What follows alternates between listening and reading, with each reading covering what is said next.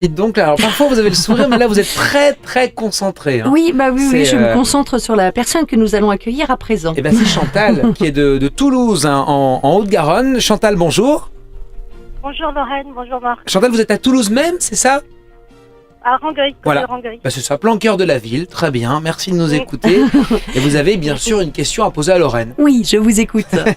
Tout à fait. Alors, en fait, c'est une question sentimentale. Alors, je voudrais connaître un petit peu mon évolution sentimentale. C'est vrai que j'avais parlé de Frédéric, 38 ans, par rapport à mon évolution. Sur votre question, vous avez laissé sur l'internet. Oui. D'accord. Bon, par rapport à cette personne-là, de toute façon, pour moi, il n'y a pas de reprise. En tout cas, il n'y a pas de reprise heureuse et constructive. Pour moi, c'est comme si vous étiez vraiment dans des sphères différentes. Vous n'êtes pas sur le même tempo. Donc pour moi, il y aura pas de construction par rapport à cette personne-là. Pourtant, il y a des atomes crochus entre vous. Je crois vraiment qu'il y a eu des atomes crochus, mais au-delà de ça, vous n'en êtes pas au même stade dans votre vie, vous n'êtes pas dans les mêmes attentes. On n'arrive pas à trouver un tempo commun et donc, ça, malheureusement, ça va être très, très difficile à trouver. Donc pour moi, la construction se fera pas effectivement avec cette personne-là. Ça veut donc dire on va aller vers un renouveau. Donc, pour moi, j'ai une rencontre effectivement qui arrive, une nouvelle rencontre. Donc, c'est quelqu'un que vous ne connaissez absolument pas à l'heure actuelle. Une nouvelle rencontre que vous faites dans le courant de l'année prochaine. J'ai pas plus de spécificité au niveau de la période de l'année.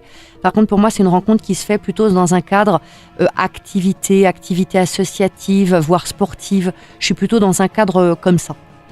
Dans quelque chose de ludique. On ne sait pas sur un lieu de travail, c'est pas dans ce genre de choses. C'est pas non plus au détour d'un supermarché. Vous faites du sport, Chantal ? Oui. Ah voilà. Donc ça peut être par rapport à ça. J'ai tout ce qui va être activité, association, sport. Donc voilà, est-ce que on est à un match? Est-ce que c'est vous dans la pratique de votre sport? Mais c'est en lien par rapport à ça. C'est courant de l'année prochaine, c'est une nouvelle personne avec qui il y a un potentiel très intéressant.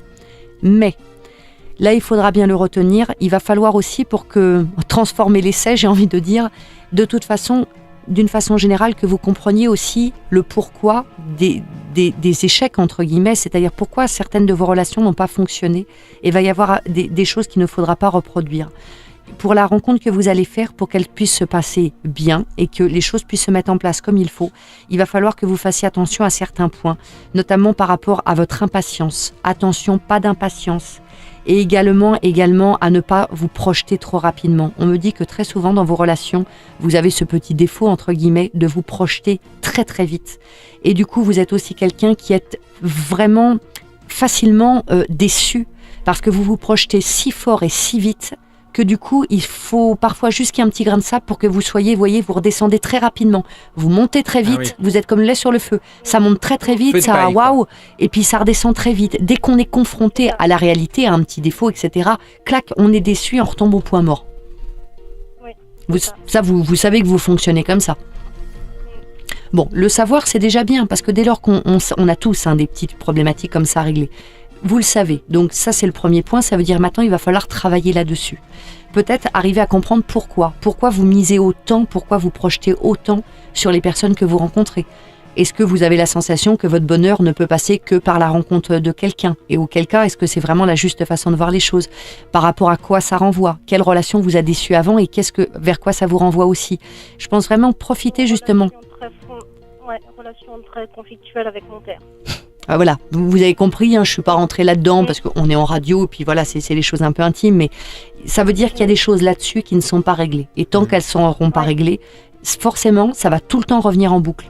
Donc, si vous regardez bien vos relations, vous devez bien voir qu'il y a toujours un schéma qui est toujours le même.